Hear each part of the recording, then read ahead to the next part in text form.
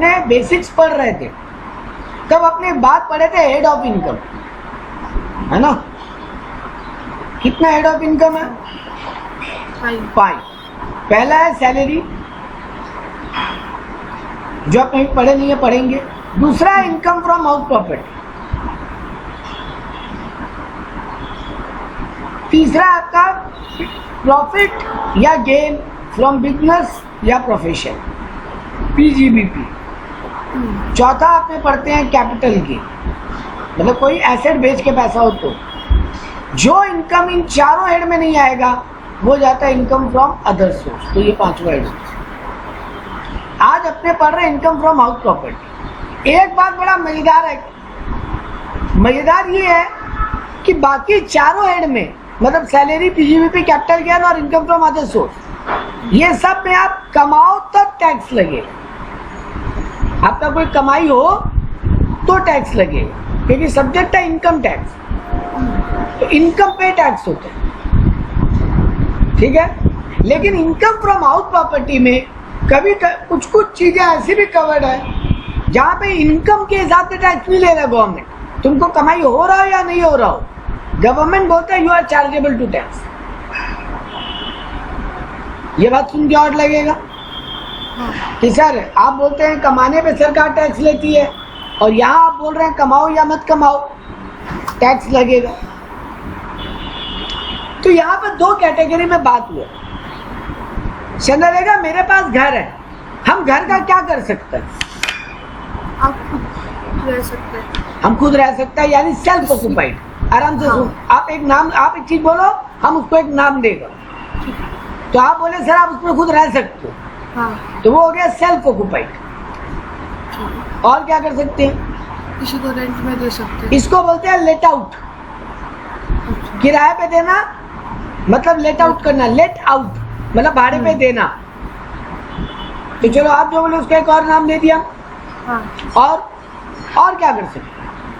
बेच दे सकते हैं। बेचने का बात इस चैप्टर में नहीं होगा, वो कैपिटल गेन चैप्टर में होगा। अच्छा, क्यों? क्योंकि एसेट बेचना, देखो घर एक एसेट है, हाँ, हाँ है, एसेट बेचना यहाँ टैक्सेबल नहीं, वो उसके लिए एक सेपरेट हेड है कैपिटल गेन, जहाँ पे आप ज्वेलरी, घर, शेयर्स, ये सब चीजें बेचते हो तो उस पर टैक्स लगता है। बेचने पे कमाई का टैक्स वहां पर है।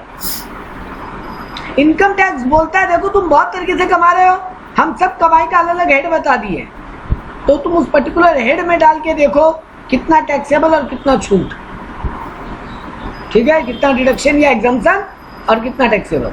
तो वो यहाँ टैक्सेबल नहीं होगा। चलो, तो बेचने वाला बात यहाँ मत करो। और क्या हो सकता है घर का? चंद्रलेखा, मेरे पास 5 घर है,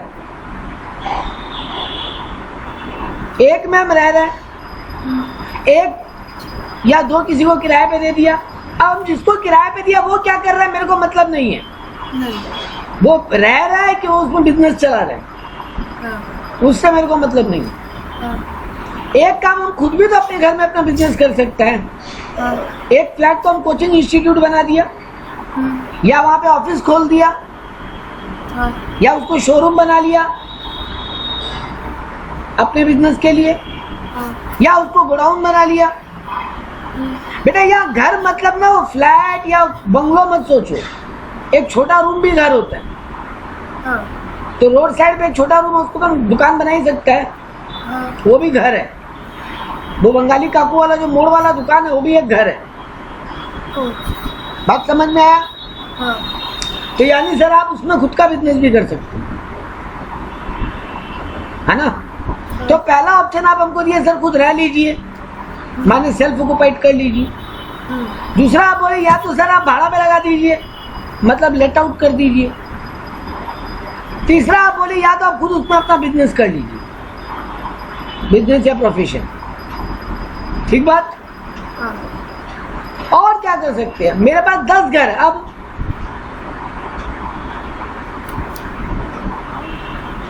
कुछ घर खाली भी तो पड़ा रह सकते हैं। हाँ, हाँ, तो सर ये 4-5 काम आप घर के साथ कर सकते हैं। खुद रहिए, खुद बिजनेस कीजिए, किसी को भाड़ा पे दे दीजिए या खाली रख लीजिए। ठीक है हाँ, सर, जो जिसमें आप रह रहे हैं वहां से कोई कमाई हो रहा है क्या? नहीं। नहीं, तो गवर्नमेंट उस पर तो कोई टैक्स नहीं लेगा। चलो, लेकिन गवर्नमेंट बोलता है उस पर हम कुछ, अगर तुम्हारा लॉस हो रहा है उस रहने के कारण, सर रहने के कारण कैसे लॉस होगा हम बताते हैं। बेटा जी, घर हम बनाया लोन लेके हाँ। तो लोन पे इंटरेस्ट तो हम चुका रहे हैं, और उस घर में हम रह रहे हैं तो कहीं से किराया तो आ नहीं रहा है, नहीं। लेकिन इंटरेस्ट ऑन लोन जा रहा है। हाँ। तो गवर्नमेंट बोलता है वो तुम्हारा लॉस है उस घर से। सेल्फ ऑक्युपाइड घर में एक ही लॉस गवर्नमेंट माना, जो तुम ब्याज चुका रहे हो, ब्याज लोन लिए थे घर बनाने के लिए या खरीदने के लिए, मतलब लोन लेके घर बनाए या खरीदे, तो उसका जो इंटरेस्ट चुका रहे हो वो तुम्हारा सेल्फ ऑक्युपाइड घर में लॉस मान लो। मतलब उस घर का भी यहाँ पे बात किया, क्योंकि अगर बात नहीं करता बेटा, हाँ। अगर बोलता इनकम नहीं है तो यहाँ पे बात मत करो, तो फिर तुमको वो लॉस तुम्हारी जेब से झेलना पड़ता जो इंटरेस्ट चुका रहे हो। लेकिन अगर गवर्नमेंट उसको इस चैप्टर में कवर कर ले तो वो लॉस जो आएगा वो हम दूसरा किसी हेड ऑफ इनकम के साथ एडजस्ट कर लेंगे। हाँ। तो ये तुम्हारा बेनिफिट के लिए गवर्नमेंट बोला कि सिर्फ कमाई आए तब हम घर का बात नहीं कर रहे हैं, हम अदर देन कमाई भी उन घरों का बात कर रहे हैं ताकि तुमको भी कुछ बेनिफिट मिले। अब मान लो मेरा 3 घर है, ठीक है, हाँ।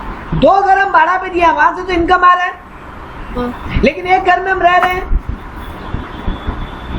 उस पर तो कोई इनकम नहीं आ रहा।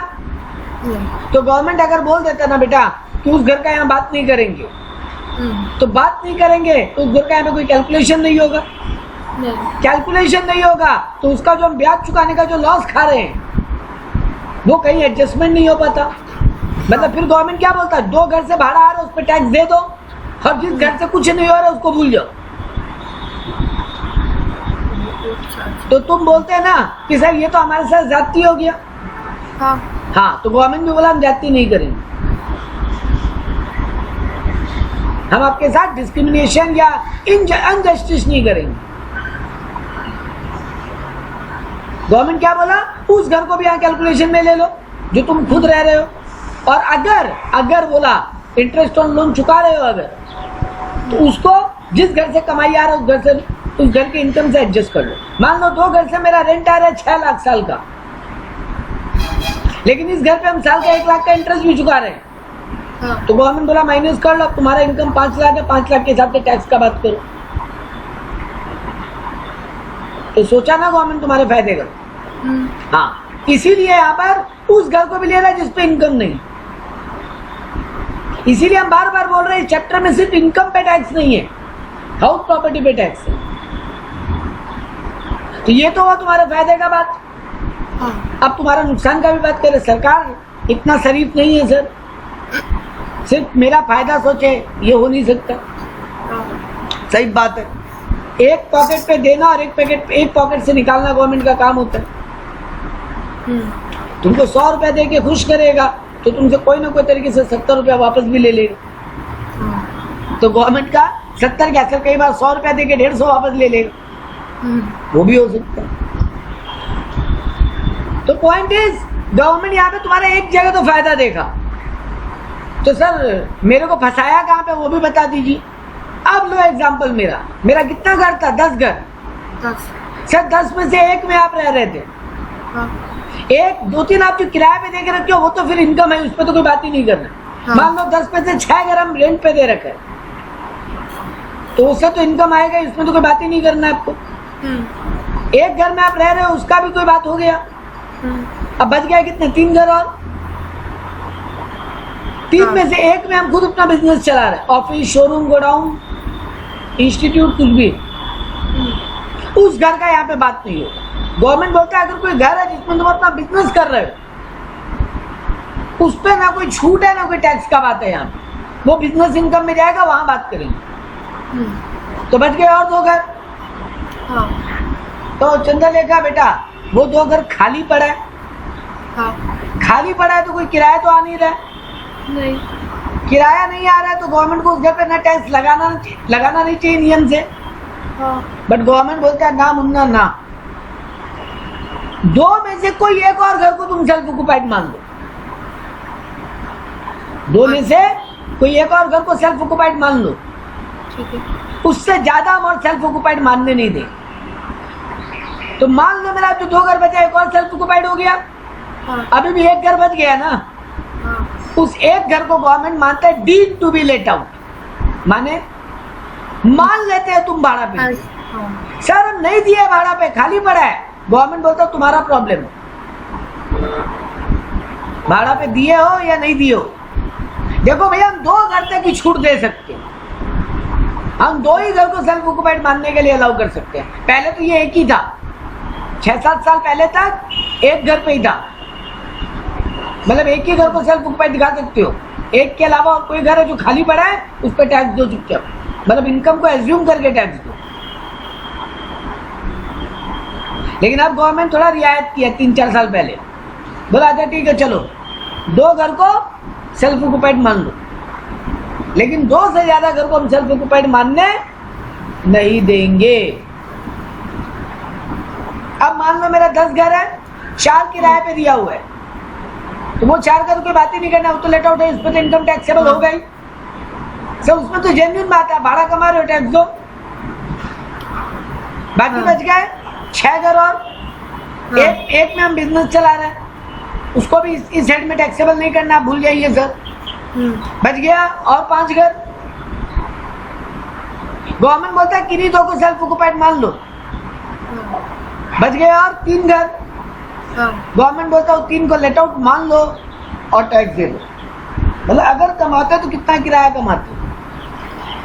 अब यहाँ तुमको फील आ रहा होगा मेरे साथ इनजस्टिस हो रहा है, कुछ कमाया नहीं, 3 घर पे टैक्स ले लिया आप हमसे, इनकम को एज्यूम करके कि इस एरिया में इतना किराया तो आता ही। मान लो आपके एरिया में आपका एक घर है जो कितना किराया आता है आपके एरिया में, मोटामोटी कितना पे रेंटल इनकम चलता है, 8,000 9,000? हम लोग के एरिया में भाड़ा एक्चुअली होता नहीं, घर ही है सब। हाँ तो घर है तो घर कोई किराए पे भी तो दे के रखा होगा। नहीं पता है। अच्छा ठीक है चलो एक एज्यूम ले लेते हैं, तो गवर्नमेंट बोलता है मान लो 7,000 किराया आता उस एरिया के, मान लो तुम्हारे एरिया में जनरली 7,000 किराया है, तो 7,000 इंटू 12 84,000, हम तुम्हारे 84,000 को इनकम मानेंगे।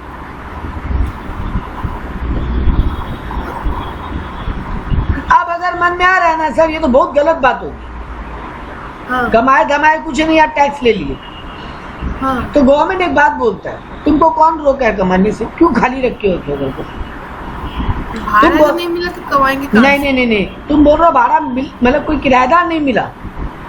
बेटा जी इंडिया में ना लोग घर, हर कोई आज की डेट में बहुत लोग होंगे जो किराए पे घर ढूंढते हैं, तुम दिए नहीं है बोलो, किराएदार मिला नहीं है पॉसिबल नहीं। हाँ कम बेसी किराए का आर्ग्यूमेंट एक अलग बात है। इंडिया में ना गवर्नमेंट एक चीज बोला, गवर्नमेंट चाहता है बेटा कि घर खाली नहीं पड़ा रहे, इसीलिए यहाँ पे जानबूझ के टैक्सेबल डाल के रखा है। पता है गवर्नमेंट क्यों चाहता है ऐसा, क्योंकि इंडिया में बहुत लोग आज भी बहुत लोगों के पास घर नहीं है,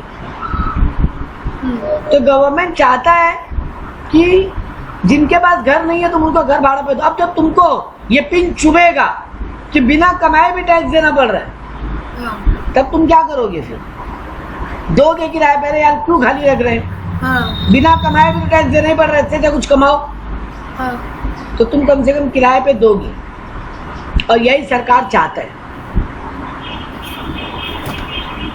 बट डायरेक्टली तो बोल नहीं सकता ना कंपलसरी करके कि घर खाली नहीं रख सकते, किराए पे देना ही पड़ेगा। तुम बोलोगे अरे मेरा प्रॉपर्टी है मेरा मन, नहीं देंगे किराए पे,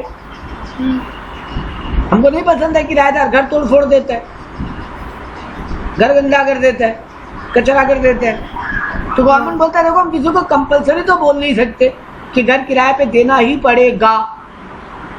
गवर्नमेंट बोलता है हम इस तरीके से उसको पिन करें ताकि वो मजबूर होगी किराए पे दे, या नहीं देना चाहता उसका मन, बट किराया मान के टैक्स दे। तो कोई बिना कमाए कितना साल टैक्स देगा? अब बहुत अमीर लोग हैं, उनको लगता है मेरे पास बहुत कमाई है, दे देंगे टैक्स, तो गवर्नमेंट बोलता है ठीक है दो। फिर गवर्नमेंट का इंटेंशन ना तुमसे यहाँ पे बिना कमाई के टैक्स लेने का नहीं है, गवर्नमेंट का मेजर इंटेंशन है कि इंडिया में गवर्नमेंट सबको घर नहीं दे सकता, ट्राई कर रहा है गवर्नमेंट जितना घर बना के लोगों को, गरीबों को सस्ता दाम पे दे सके, लेकिन फिर भी इंडिया का जो पॉपुलेशन है उस हिसाब से गवर्नमेंट कर नहीं पाएगा अगले 20 साल में। हाँ। तो गवर्नमेंट चाहता है कि तुम किराए पे दे के रखो कम से कम, तो जिनके पास घर खुद का खरीदने का नहीं है, कम से कम वो एक घर तो मिल जाए उनको रहने के लिए। ठीक है, तो यहाँ पे नेगेटिव फीलिंग जरूर आता है लोगों को कि भैया मेरा घर ठीक लग रहा है। हाँ अभी ठीक है। अभी एक बात बोलते हैं, मान लो मेरा 6 घर है और हम नहीं देते हैं किराए पे। बेटा जी हम इतना पैसा वाला तो है, मतलब कि हम 6 घर खरीद सकते हैं। हाँ। तो गवर्नमेंट बोलता है फिर अमीरों को क्यों छोड़े हम टैक्स। आज के डेट में इंडिया में जिसके पास 1 से ज्यादा घर है, 2 से ज्यादा घर है, 2 से देखो 2 घर तक तो गवर्नमेंट बोल ही दिया सेल्फ ऑक्युपाइड मान लो। हाँ। 2 घर तक तो गवर्नमेंट आर्ग्यूमेंट ही नहीं किया तुमसे। अगर तुम्हारा एक घर है जिसमें तुम रह रहे हो और एक घर है जिसको तुम खाली रख के रखे हो, गवर्नमेंट बोलता है जाओ उसको भी हम deem to be self occupied मान लिया और उस पर टैक्स नहीं लेंगे, क्योंकि 2 घर तक तो माफ किए ही हैं। अब 2 से भी ज्यादा घर है तुम्हारे पास और तुम खाली रखते हो, मतलब तुम बहुत पैसे वाले। सोचो आज की डेट में इंडिया में ऐसे लोग जिनके पास 2 से ज्यादा घर है और वो किराए पे देना है, उनका मजबूरी नहीं, उनको लगता है किराया नहीं चाहिए मेरे को, मतलब उसके पास ऑलरेडी बहुत इनकम। क्योंकि अगर कम इनकम होता तो पक्का किराया देके भाड़ा कमा रहा होता। हाँ। तो गवर्नमेंट बोलता है ऐसे आदमी को हम टैक्स से क्यों छोड़े। 2 घर तक माफी देने का सिस्टम बड़ा सही रखा, क्योंकि मान लो एक घर मेरा देश में है, राजस्थान मेरा खुद का जो घर है, अब वहां तो हम रह नहीं सकते क्योंकि नौकरी तो हम कोलकाता में कर रहे हैं या काम धंधा तो हम कोलकाता में कर रहे हैं। तो कोलकाता में भी एक घर हम बाई कर लिए, तो गवर्नमेंट बोलता है ठीक ही है, तुम्हारा 2 घर तक तो हम सेल्फ ऑक्युपाइड मान ही ले रहे हैं, तुम राजस्थान वाला घर में नहीं भी रह रहे हो तो भी हम उस पर टैक्स नहीं मांग रहे, उसको किराए पे भी नहीं दिया मान लो, और न रह रहे खाली पड़ा है खाली, तो भी गवर्नमेंट बोलता है जाओ उसको भी सेल्फ ऑक्युपाइड मान लेते हैं, deem to be self occupied कर दो और जाओ उस पर टैक्स नहीं लेती। लेकिन अब और भी तुम कलकत्ता में एक घर ले लिया है, राजस्थान में एक और घर ले लिए, तब भैया जी 3 घर हो गया तुम्हारा, तो एक घर किराए पे दे दो कम से कम, 2 को खाली मत रखो। और अगर तुम एक में रह रहे हो और 2 को खाली रखना चाहते हो तो भैया जी उस खाली वाला एक घर को टैक्सेबल करेंगे, क्योंकि तेरे पास बहुत पैसा है। ठीक है, तो गवर्नमेंट का सीधा इंटेंशन टैक्स, बिना कमाई के टैक्स लेने का कभी नहीं है। लेकिन इंडिया में लोग ना प्रॉपर्टी को सेफेस्ट इन्वेस्टमेंट समझते हैं। हाँ। तो लोग क्या करते हैं, घर ले लेके रख देते और खाली पड़ा रखते हैं। तो गवर्नमेंट बोलता है नहीं ये तो नहीं चलेगा, जिनको जरूरत है उनको घर नहीं मिल रहा है और तुम घर खाली पड़ा रख रहे हो, ये तो गलत बात। अब लगा फीलिंग की नेगेटिव तो नहीं है सर गवर्नमेंट यहाँ पे। हाँ अभी ठीक है। तो अब देखो यहाँ पे क्या बोला पहले सेक्शन, एज पर section 22 annual value of a property consisting of any building or land appurtenant thereto, मतलब एक बिल्डिंग है, ये घर है, हाँ। घर के साथ जुड़ा हुआ खाली जमीन होता है बहुत, हाँ। जैसे बंगलो वाला घर होता है वहां पे गार्डन भी होता है, सही है सर। आपका बिल्डिंग वाला घर होता है वहां कार पार्किंग का एरिया, तो ये सब क्या होता है, खाली जमीन। हाँ। तो बोला कि घर और घर से जुड़ा हुआ जमीन, यहाँ पे खाली जमीन कहीं और है, घर कहीं और है, उसका बात नहीं हो रहा है। खाली जमीन इस हेड में टैक्सेबल नहीं है।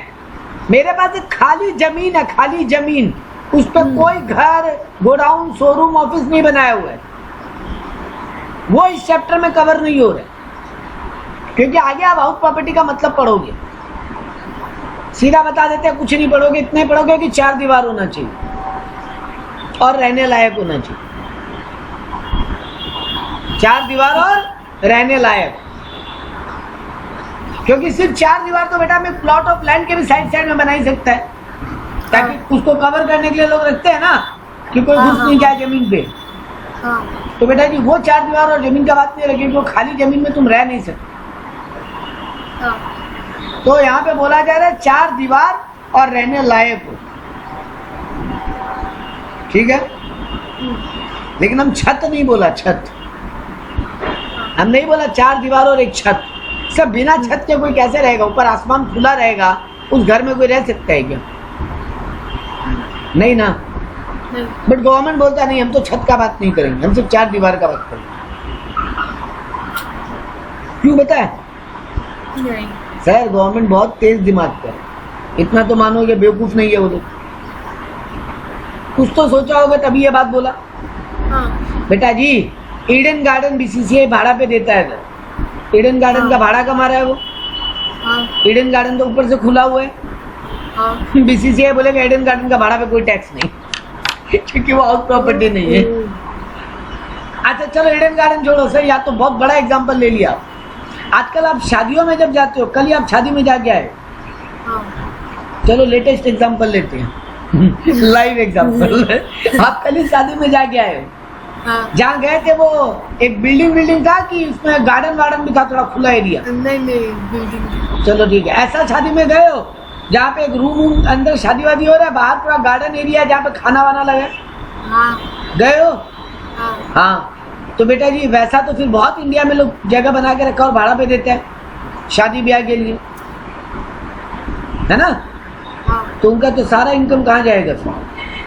यहाँ टैक्सेबल होगा, क्योंकि वो भी तो एक घर है। फिर तो वो बोलेगा ये तो घर नहीं है, खाली दीवार है, छत नहीं है, छत नहीं है। तो ऑडिटोरियम, ये मैरिज हॉल, ये हाँ। सब टैक्स के रूल से बाहर निकल जाएंगे, उनको घर ही नहीं माना जाएगा। अगर जैसे ही हम बोल देंगे, 4 दीवार बोला। हाँ सिर्फ 4 दीवार बोला, लेकिन साथ में ये बोला रहने लायक, मतलब यूजेबल होना चाहिए। अब ऐसे खाली 4 दीवार एक जमीन के, लेकिन उसमें कुछ हो नहीं सकता, उसका बात यहाँ पे नहीं। समझे बात? हाँ।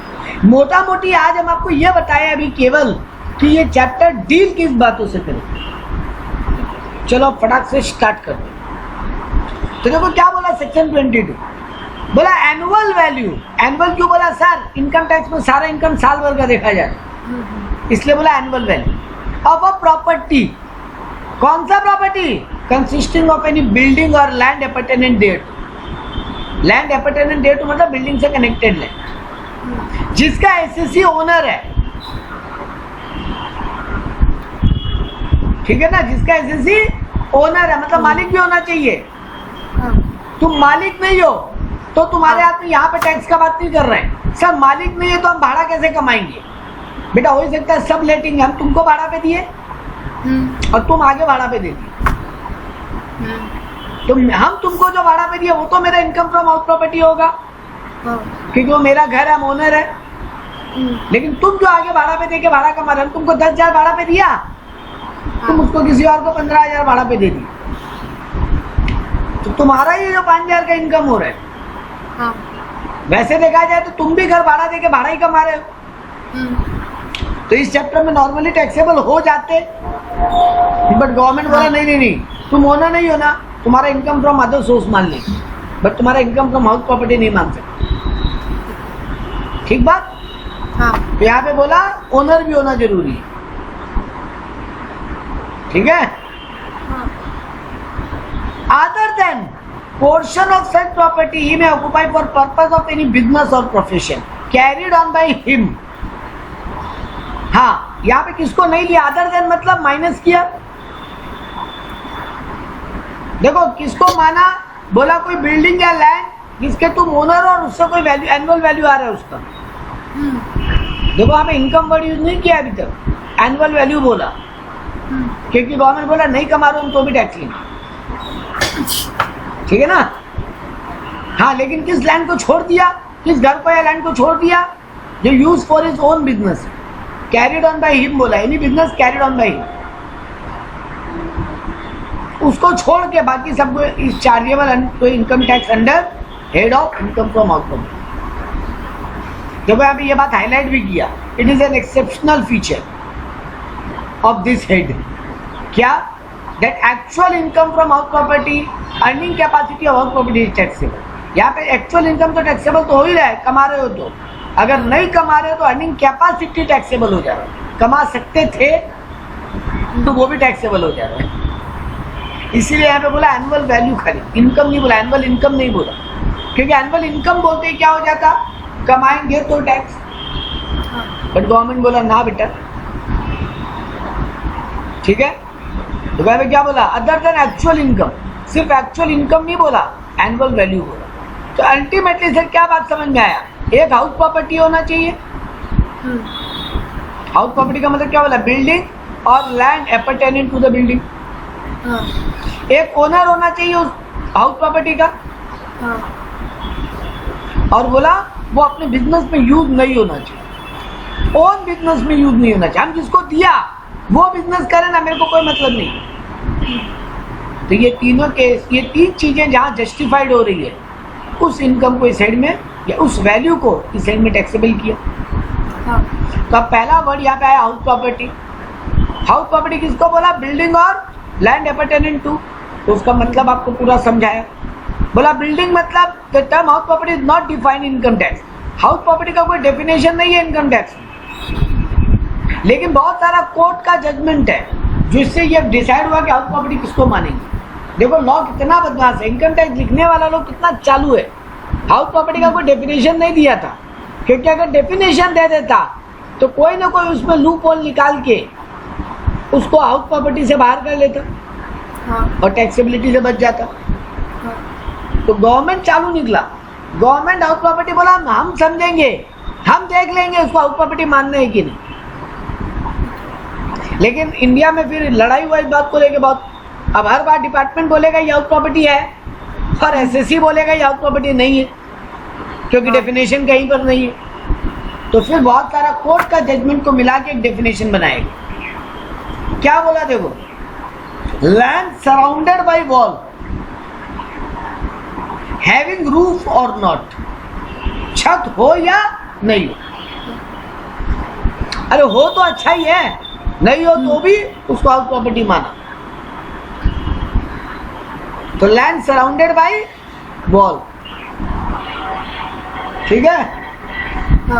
और क्या बोला, and land appertaining to the building, इन दोनों का हाउस प्रॉपर्टी माना। तो सराउंडेड बाय वॉल वाला जो है उसके साथ अगर कनेक्टेड जमीन है, वो जमीन को भी हाउस प्रॉपर्टी मान ली। बात क्लियर है। अब यहाँ बिल्डिंग वर्ड को मतलब समझाए। बोला building includes an enclosure of bricks, stone work or even mud work. आप ईंट से बनाओ, पत्थर से बनाओ या खाली मिट्टी से बनाओ, सबको घर माने। मतलब एकदम ऐसा मत बोलो ओ अच्छा ये तो पक्का घर नहीं है, इसको तो कभी भी गिराया जा सकता है, तो ये घर ही नहीं।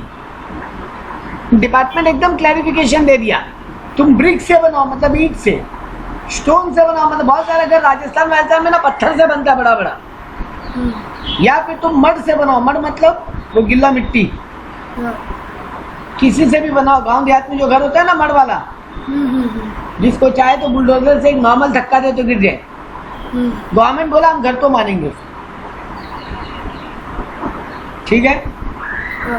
अच्छा साथ में और क्या बोला, बोला फिर तुम उसको रहने के लिए यूज कर रहे हो, खुद रह रहे हो या रहने के लिए दे रहे हो या सामने वाले को बिजनेस करने के लिए दे रहे हो, घर तो मानेंगे हम उसको। लेकिन क्लैरिफिकेशन दिया, vacant land is not house property. तो वेकेंट लैंड इस में टैक्सेबल नहीं होगा, कहां जाएगा, income from other source. Clarification definition में था ना हैविंग रूफ और नॉट, तो देखो उसका भी क्लैरिफिकेशन दिया, roof is not necessary for a non residential house property. Large stadium, open swimming pool is also considered as building. क्योंकि ये सब का भाड़ा देने का कमाई बहुत होता है। अरे सर आप एक रहने के लिए घर भाड़ा पे देंगे, उससे ज्यादा आप ऑडिटोरियम बना के भाड़ा पे देंगे, आप ज्यादा कमाएंगे।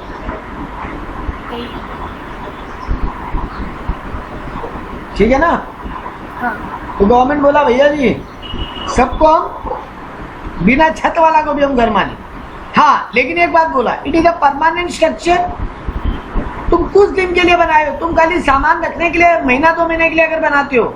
अब बड़ी बड़ी बिल्डिंगें जब बनती है ना बेटा, तो बिल्डिंग का बहुत सारा मटेरियल होता है, सीमेंट, बालू, लोहा, ऐसे ओपन में छोड़ देंगे तो चोरी होने का डर और खराब होने का डर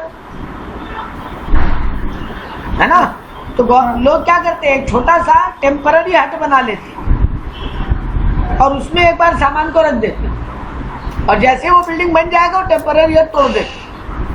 गवर्नमेंट बोला वैसा कुछ बना रहे हो तो उसको हम नहीं साथ में टैक्सेबल करें, ठीक है। हाँ।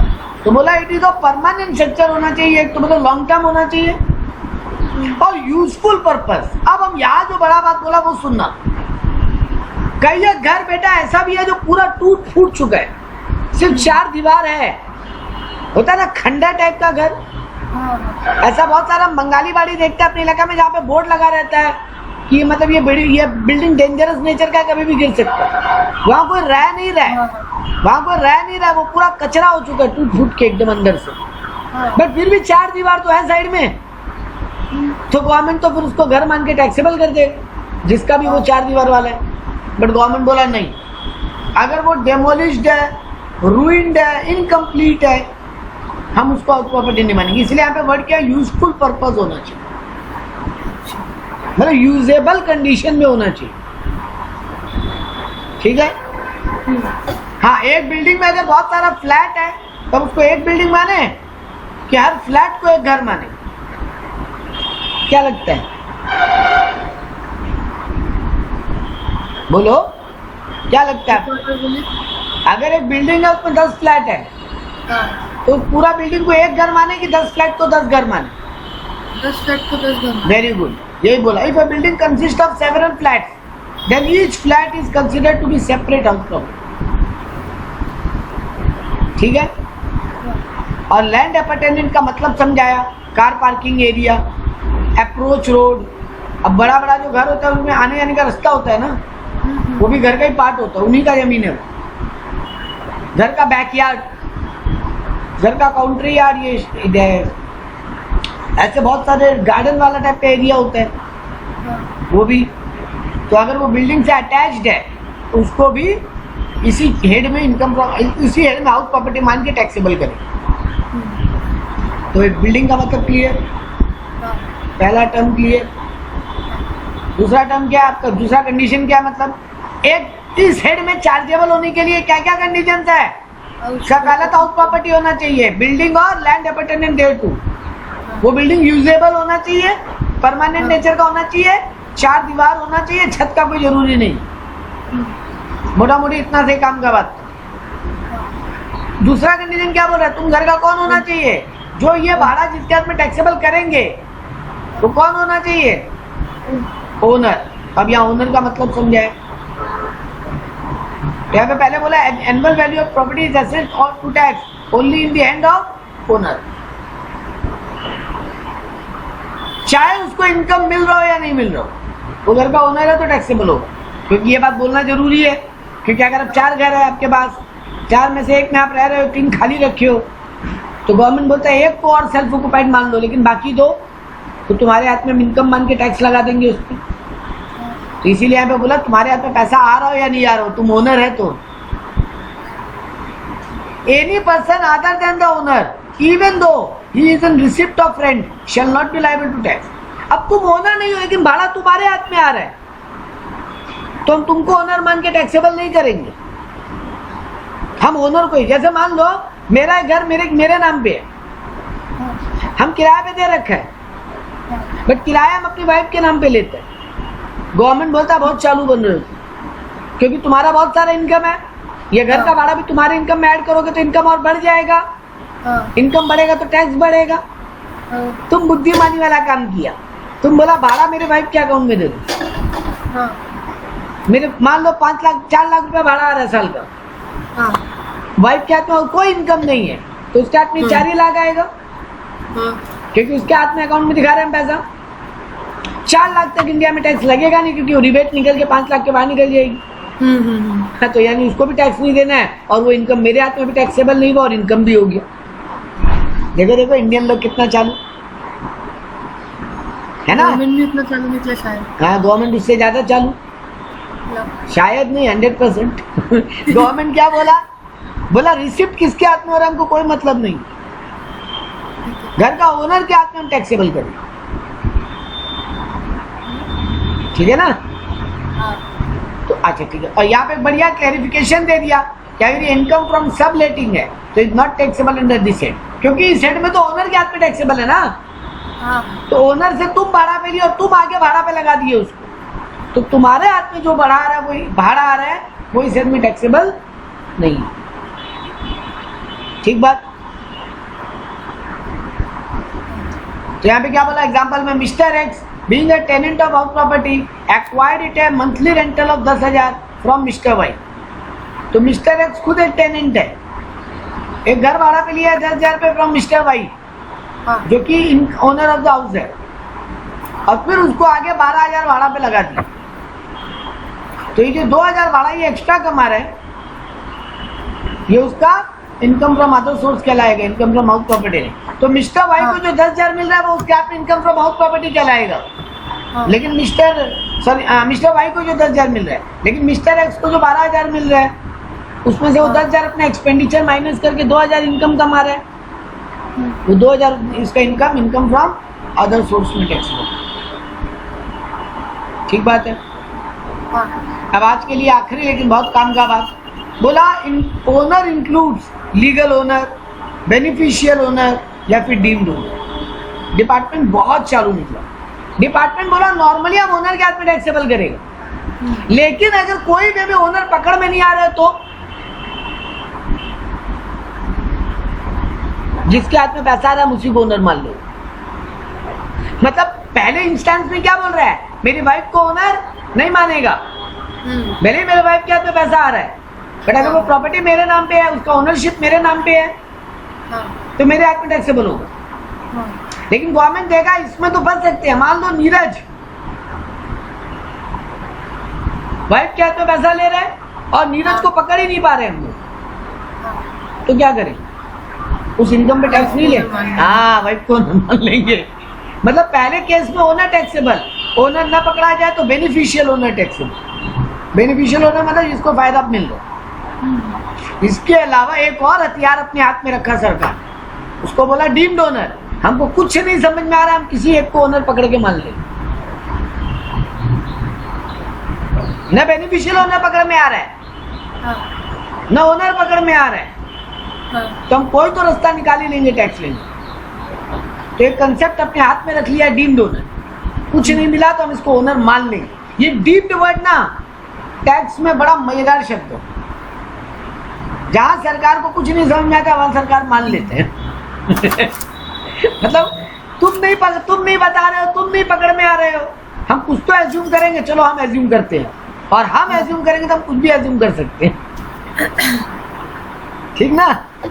हाँ तो यहाँ पे 3 जन को ओनर माना है। किन 3 को? लीगल ओनर, बेनिफिशियरी ओनर और deemed owner. Very good. Legal owner का मतलब तो बताने का जरूरत नहीं, देखो यहाँ पे इसीलिए ये लोग भी एक ही लाइन में बता के निकल गया। क्योंकि इनको भी लगा बताने की जरूरत नहीं है। हाँ बोला legal owner means a person who has the legal title of the property,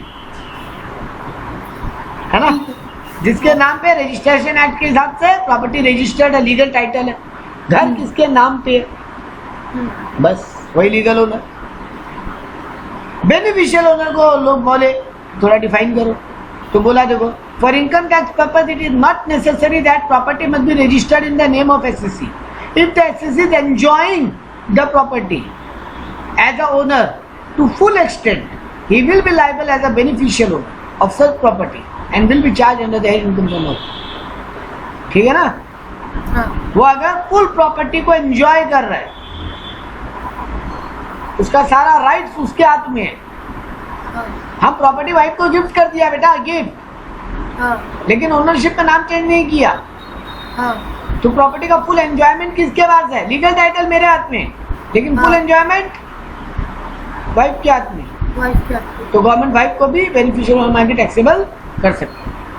ये गवर्नमेंट को पावर रखा है। पहला taxability point always legal owner है, ठीक है। अब बोला ये फिक्शनल ओनर या डीम्ड ओनर क्या होता है, तो ये और समझाने के लिए और डिटेल में रखा। देखो क्या बोला, under section 27 the following cases a person shall be treated as deemed owner of the property and liable to tax. मतलब किसको डीम्ड ओनर मानेंगे, उसको टैक्सेबिलिटी कर देंगे। कब? देखो क्या बोला, स्पाउस और माइनर चाइल्ड।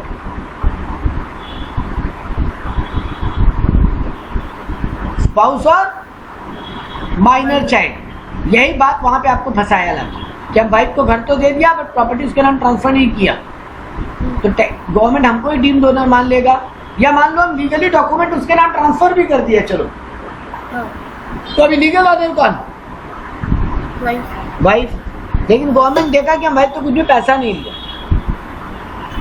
अरे सर मेरी वाइफ हम गिफ्ट किया, क्या पैसा लेंगे उससे? नहीं लिया।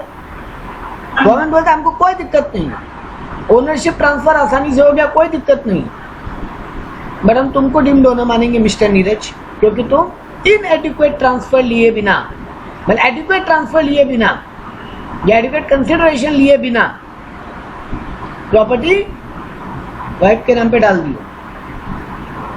बात समझ में आया? तो गवर्नमेंट क्या बोल रहा है, तुम खाली टैक्स बचाने के लिए ये सब बुद्धि लगा रहे हो, हम तुमको ही ओनर मान लेंगे, भले ही प्रॉपर्टी लीगल ओनर कोई और है, एंजॉय भी वाइफ ही कर रही है, लीगल ओनर भी वाइफ ही है, लेकिन उस केस में गवर्नमेंट हमको किसको लीगल ओनर, किसको डीम्ड ओनर मान ले रहा है? मेरे को, और टैक्सेबल कर दे रहा है। सर ऐसा कब करेगा? ऐसे तो हर हस्बैंड अपना प्रॉपर्टी वाइफ को देता है, वाइफ हस्बैंड को देती है।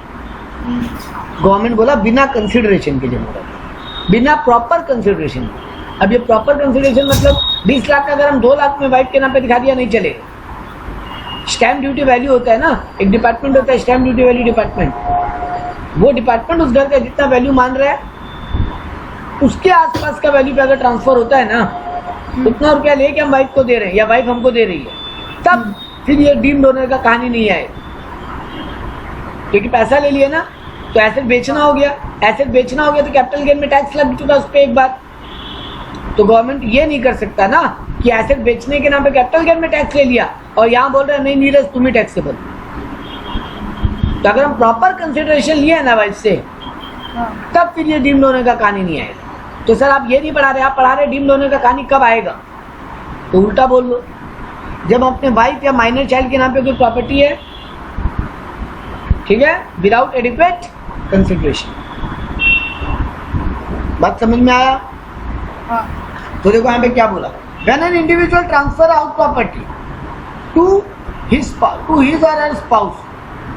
स्पाउस का मतलब जानते हैं, हस्बैंड के लिए वाइफ, वाइफ के लिए हस्बैंड। हाँ, not being a transfer in connection with agreement to live apart. देखो एक बात समझना, प्रॉपर्टी हम वाइफ के नाम कर दिया बिना पैसा लिए या बिना प्रॉपर पैसा लिए, ठीक है, एग्जाम्पल समझना बेटा, हम प्रॉपर्टी वाइफ के नाम पे ट्रांसफर कर दिया बिना प्रॉपर पैसा लिए, ठीक है, और उसके बाद हो गया तलाक। अब ये रेंटल इनकम किसके पास आ रहा है? अगर उस घर को भाड़ा पे लगा रखी है, वाइफ के हाथ में है, प्रॉपर्टी तो वाइफ के नाम पे है, तो अब मेरे हाथ में टैक्सेबल नहीं होगा, क्योंकि हम लोग लाइव अपार्ट हो चुके हैं। लाइव अपार्ट मतलब डाइवोर्स, तो फिर टैक्सेबल नहीं होगा। लेकिन अगर अभी हम लोग हस्बैंड वाइफ हैं और अब हम अपनी प्रॉपर्टी वाइफ के नाम करते हैं विदाउट प्रॉपर कंसिडरेशन, और अब उस घर से जो भाड़ा आ रहा है वो वाइफ के नाम पे ही आ रहा है, घर भी वाइफ के नाम पे ही है, लेकिन गवर्नमेंट बोलता है ना मुन्ना ना, ये तुम टैक्स बचाने के लिए केवल बुद्धि लगाए हो, तो तुम टैक्स, ठीक है। अच्छा, माइनर चाइल्ड के केस में क्या बोला, मेरा बेटा को या मेरी बेटी को कोई प्रॉपर्टी मिल गया दादा दादी से, ठीक है, तो बेटा बेटी का तो इनकम टैक्स होगा नहीं, लेकिन उस घर से जो भाड़ा आ रहा है वो तो बेटा बेटी के नाम पे ही आ रहा है, क्योंकि प्रॉपर्टी बेटा बेटी के नाम पे किया है, दादा दादी। मेरा पापा मम्मी मेरी बेटी के नाम पे प्रॉपर्टी कर दिया, प्रॉपर्टी से भाड़ा आ रहा है, भाड़ा किसके हाथ में टैक्सेबल करे? हिसाब से तो लीगल ओनर तो बेटा बेटी है, मेरी बेटी मान लो, बट मेरी बेटी अभी 1.5 साल की है, गवर्नमेंट उससे टैक्स वसूल कर पाएगा क्या? गवर्नमेंट बोला किसको पकड़े, मेरे को या मेरी वाइफ को? हाँ, तो गवर्नमेंट हमें से किसी एक को डीम डोनर कर दे। अब पता है किसको करेगा? दोनों में से किसको करेगा सर? गेस करो। नहीं, जिसका ज्यादा इनकम आ रहा है। गवर्नमेंट बहुत चालू है।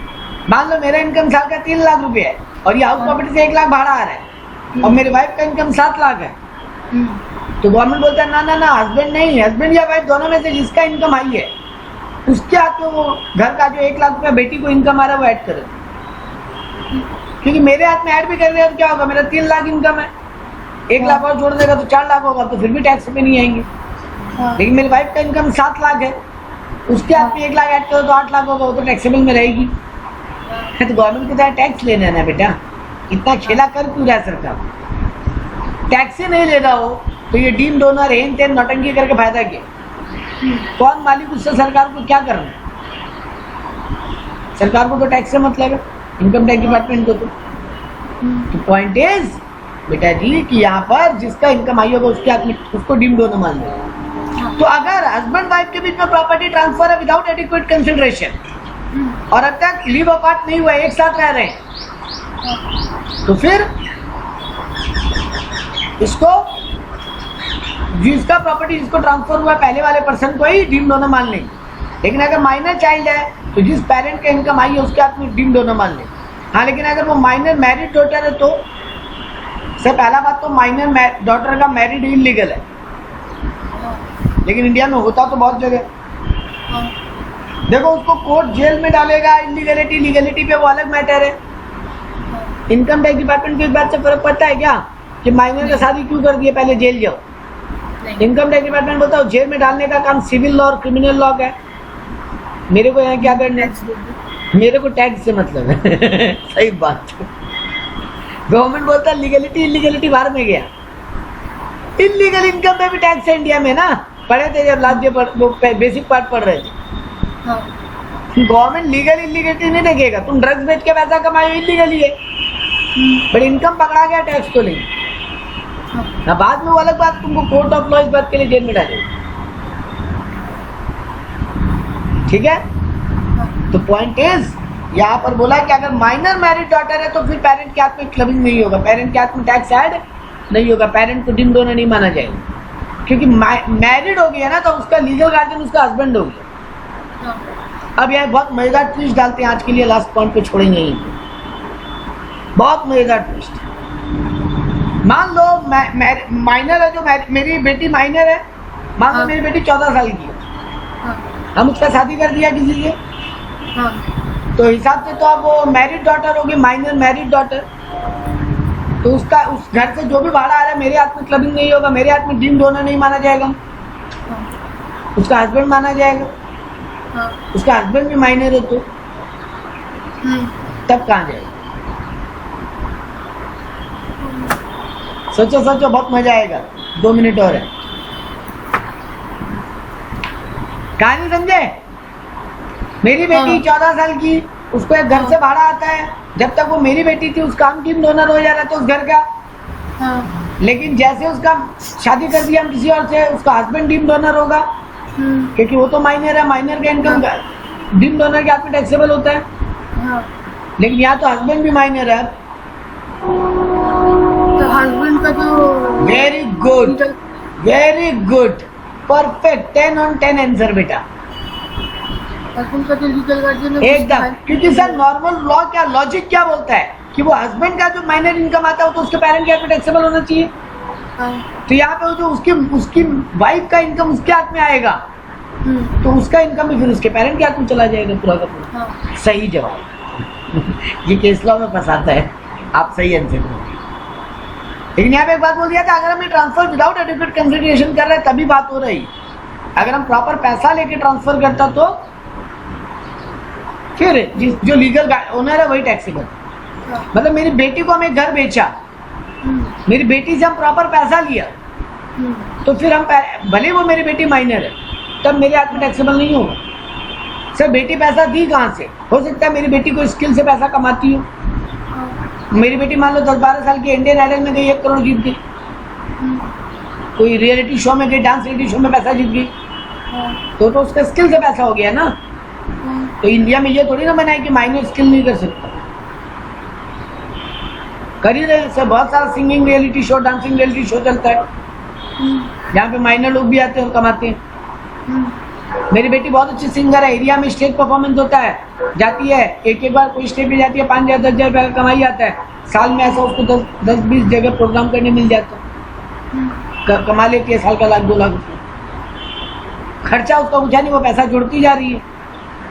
अब उसके बाद 10-15 लाख रुपया हो गया, हम उसको अपना एक फ्लैट बेच के उससे पैसा ले लिया, तो फिर यहाँ पे टैक्सेबल नहीं होगा, भले ही वो माइनर है, क्योंकि हम उसको बेच दिया। तो बेचा है तो कैपिटल गेन में टैक्सेबल एक बार हो ही गया बेचने पे, तो दोबारा मेरे हाथ में क्यों टैक्सेबल होगा? मतलब कैपिटल गेन का इनकम मेरे, हाँ नहीं, डबल का बात नहीं है, कैपिटल गेन में भी मेरे हाथ में टैक्स ले लिए, और फिर घर भाड़ा भी मेरे हाथ में टैक्सेबल। ये कैसा? ये तो पूरा का पूरा नाइंसाफी होगी। हाँ, तो गवर्नमेंट बोला ठीक है, सही बात बोल रहे हो, एक आइटम को एक ही जगह टैक्सेबल किया जा सकता है एक आदमी के हाथ में, या तो घर बेचने के नाम पे टैक्स ले लो या घर का भाड़ा पे टैक्स ले लो,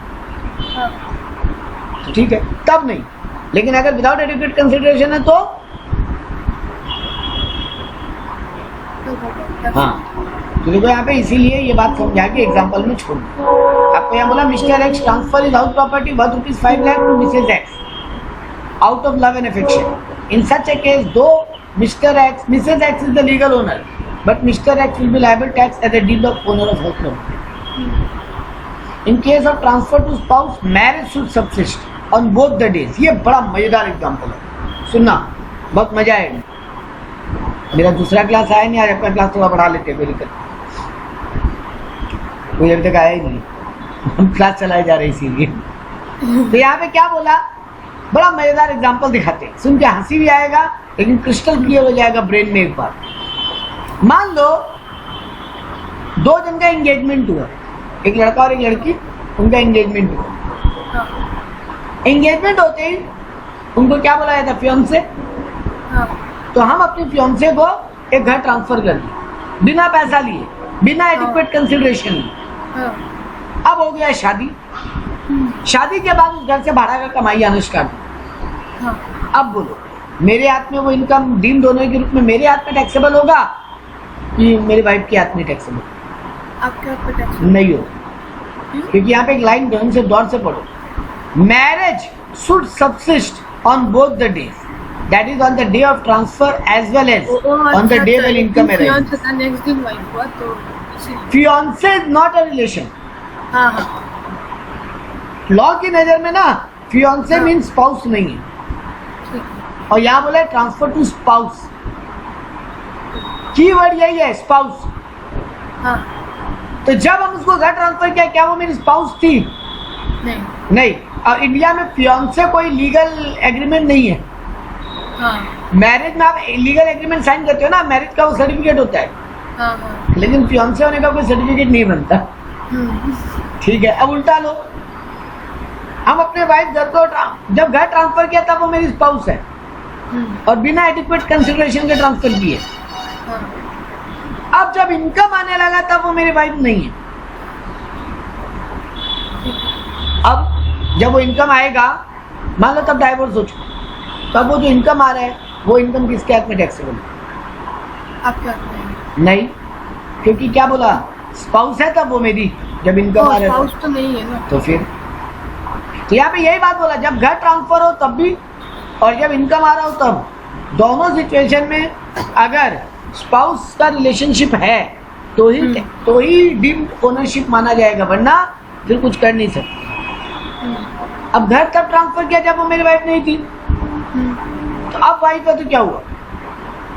नहीं हो सकता, उसी के हाथ में इनकम जाएगी, भले ही पैसा नहीं लिए थे या पैसा कम लिए थे, प्रॉपर ट्रांसफर नहीं था, प्रॉपर कंसिडरेशन नहीं था।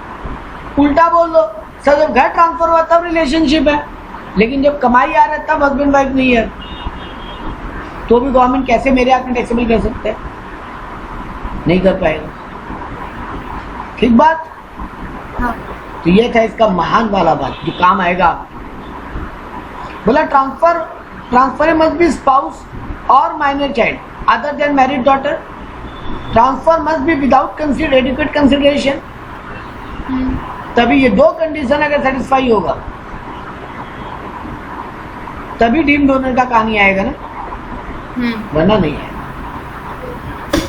ठीक है, देखो यहाँ पे मस्त एग्जांपल दिया, transfer must be of house property, घर ट्रांसफर किए हैं हम, अपनी वाइफ को 10 लाख रुपया ट्रांसफर कर दिया और वो उससे घर ले ली। अब उस घर से बाहर आ रहा है, हम डीम्ड ओनर होगा क्या?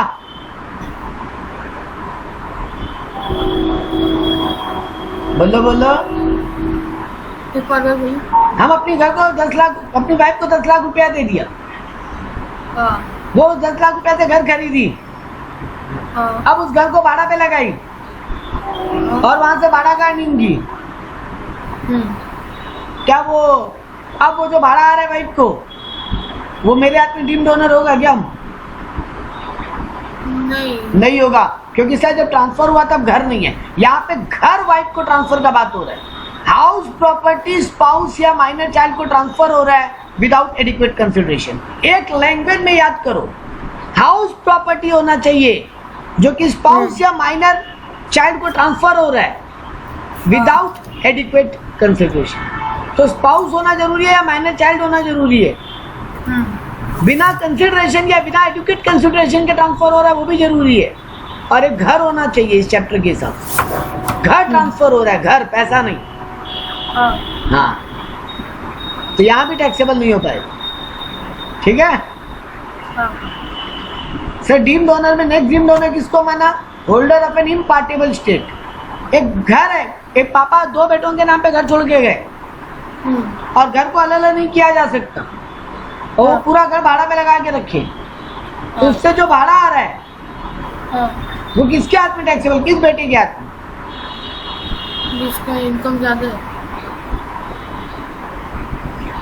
देखो यहाँ पे क्या बोला, the holder of an impartible estate property which is not legally divisible. Impartible का मतलब बताए, is treated as deemed owner of house property. जिसके होल्डर है, जो उसमें रह, जो जिसके हाथ में उसका कागज पत्र है, जो उसको कंट्रोल कर रहा है, वही उसका ओनर मान लिया जाए। ठीक बात। प्रॉपर्टी मान लो 2 बेटा है ना, बड़ा वाला भाई है, छोटा वाला भाई ना उस घर को कंट्रोल कर रहा है पूरा, तो फिर वही डीम्ड ओनर मान लिया जाए। Property held by member of a company, society और एनी अदर एसोसिएशन। ज्यादातर ये बड़े बड़ी ओनरशिप फ्लैट्स बनती है ना बेटा, बड़ी बड़ी अपार्टमेंट, वो कोऑपरेटिव सोसाइटी कहलाती है, ठीक है। गवर्नमेंट बोलता है ये कोऑपरेटिव सोसाइटी ये दिखाती है कि ये जो फ्लैट खरीदे ये हमारे मेंबर है, ठीक है, और ये मेंबरशिप चार्ज दे रहे हैं, इसलिए घर को यूज कर रहे हैं। जिस दिन फ्लैट छोड़ देंगे, जिस दिन मेंबरशिप चार्ज नहीं देंगे, उस दिन वो घर के ओनर भी नहीं रहेंगे। गवर्नमेंट बोला ये सब टोपीबाजी का बिजनेस है, एक्चुअली में यहाँ घर बिक चुके हैं। तो भले ही वो पूरा कोऑपरेटिव सोसाइटी के नाम पे रजिस्ट्रेशन है, ठीक है, लेकिन घर का एंजॉयमेंट कौन कर रहा है, घर को पूरी तरीके से यूज कौन कर रहा है? वो मेंबर, वो मेंबर मेंबर।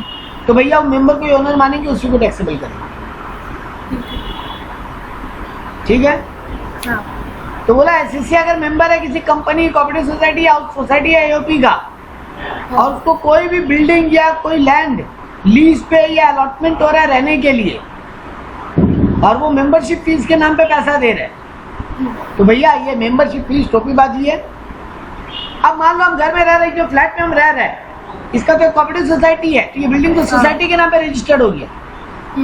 तो बेटा जी क्या सोसाइटी इस घर का ओनर हो गया क्या, या हम ही ओनर है? आप ही ओनर। हाँ, तो बोला ये मेंबरशिप वाली टोपीबाजी है, एक्चुअली में तुम ही ओनर है, इसको हम डीम्ड ओनर ही मानेंगे।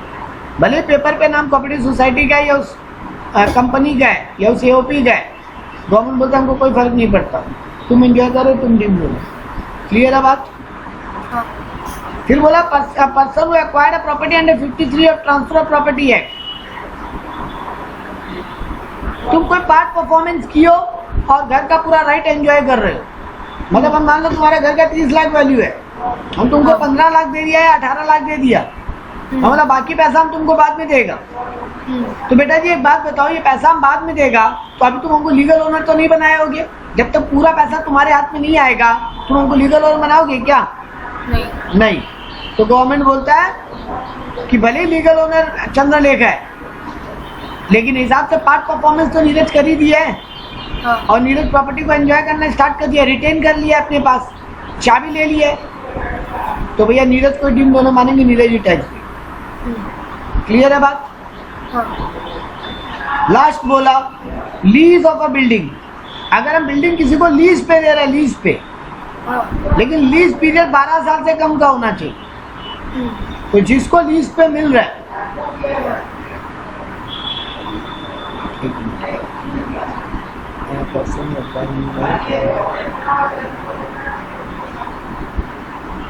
हाँ, भले ही 12 साल से कम का लीज है तो भी वो डीम्ड ओनर माना जाए। ठीक है, यहां तक था डीम्ड। तो डीम्ड ओनर पड़े, बेनिफिशियल ओनर पड़े, और बिल्डिंग या लैंड का मतलब पड़े। ये वाला कंडीशन नंबर 3 एकदम बच्चा वाला है कि property is not use for business और profession carried on by the assessee. तुम्हारा अपना बिजनेस तुम नहीं कैरी कर, 3 ही कंडीशन था। हम अच्छा यहाँ पे अपना बिजनेस कैरी कर रहे हैं, इसका मतलब क्या है, हम अगर अपने एम्प्लॉय को भाड़े पे दे रहे हैं तो मानेंगे मेरे बिजनेस में यूज हो। हम किसी गवर्नमेंट एजेंसी को भाड़ा पे दे रहे हैं, मान लो मेरा बहुत बड़ा एक कॉम्प्लेक्स है, वहां पे हम पोस्ट ऑफिस का परमिशन दे दिया गवर्नमेंट को, या पुलिस स्टेशन खोलने दे दिया गवर्नमेंट को, या कोई गवर्नमेंट का ऑफिस खोलने दे दिया, तो उसका भी माना जाएगा हम अपने बिजनेस के फायदा के लिए करें, क्योंकि हम अपना बिजनेस चला रहे हैं। बचा हुआ जगह पे हम गवर्नमेंट को जगह दे दिए ताकि वो एरिया का डेवलपमेंट हो जाए, मेरा बेनिफिट हो जाए। तो ये हम गवर्नमेंट को दे रहे हैं अपने बिजनेस के फायदे के लिए, क्योंकि गवर्नमेंट का वहाँ पे पोस्टल डिपार्टमेंट होगा तो मेरा सामान का कुरियर हमको इजी हो जाएगा। वरना ऐसा आउटर एरिया में मेरा ये प्रॉपर्टी है जहाँ पे कुरियर करने में हमको बहुत दिक्कत आता। गवर्नमेंट को यहाँ पुलिस स्टेशन का हम जगह दे दिया ताकि मेरे फैक्ट्री प्रेमाइसेस का सेफ्टी रहे, क्योंकि अगर पुलिस स्टेशन बहुत दूर होता और यहाँ कोई ये आउटर एरिया में है तो चोरी का खतरा, बदमाशी का खतरा। ठीक बात। गवर्नमेंट का ट्रांसपोर्ट डिपार्टमेंट को हम यहाँ पे जगह दे दिया तो मेरा ही गुड्स को ट्रांसपोर्ट में हमको इजी होगा। गवर्नमेंट ये मान रहा है कि अगर तुम गवर्नमेंट एजेंसी को अपना बिजनेस एरिया में जगह दे रहे हो, ठीक है, तो वो जगह का जो भाड़ा आ रहा है ना तुमको, वो तुम्हारा बिजनेस इनकम में माना जाएगा। वो तुम अपने बिजनेस के मदद के लिए ही कर। तुम अपने एम्प्लॉय को भाड़ा पे दे रहे हो, अपने ही एम्प्लॉय को भाड़ा पे दे रहे हो, मानेंगे तुम्हारे बिजनेस के बेनिफिट के लिए हो रहे हैं, ताकि तुम्हारा एम्प्लॉय ऑफिस के बगल में रहे, जल्दी ऑफिस आ सके। ठीक है ना। अगर हम घर के साथ और भी कुछ चीजें भाड़ा पे दे रहे हैं, मान लो एसी भाड़ा पे दे रहे हैं, फर्नीचर भाड़ा पे दे रहे हैं, तो फिर उसको बिजनेस एंड प्रोफेशन ही माना जाएगा, क्योंकि मेरा मेन काम है घर भाड़ा पे देना। ठीक है। नहीं, यहाँ पे कुछ और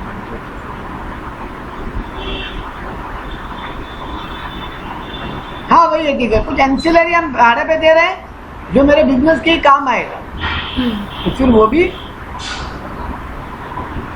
बिजनेस प्रोफेशन के लिए माना जाएगा और इस साइड में टैक्सेबल नहीं है। हम अपने बिजनेस को प्रमोट करने के लिए कुछ भी कर रहे हैं और उससे कोई भाड़ा कमा लिए, वो मेरा क्या माना जाएगा, use for the business and profession.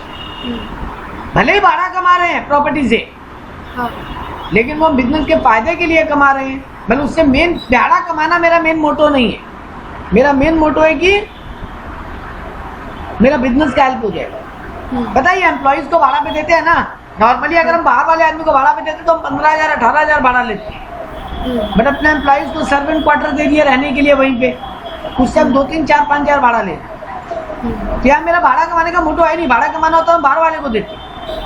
यहाँ मेरा मेन मोटो है कि मेरा एम्प्लॉय जल्दी ऑफिस आ सके, ऑफिस के पास रह सके, उसको प्रॉब्लम कम हो, इसलिए दे रहे हैं। तो ये मेरे बिजनेस के बेनिफिट के लिए।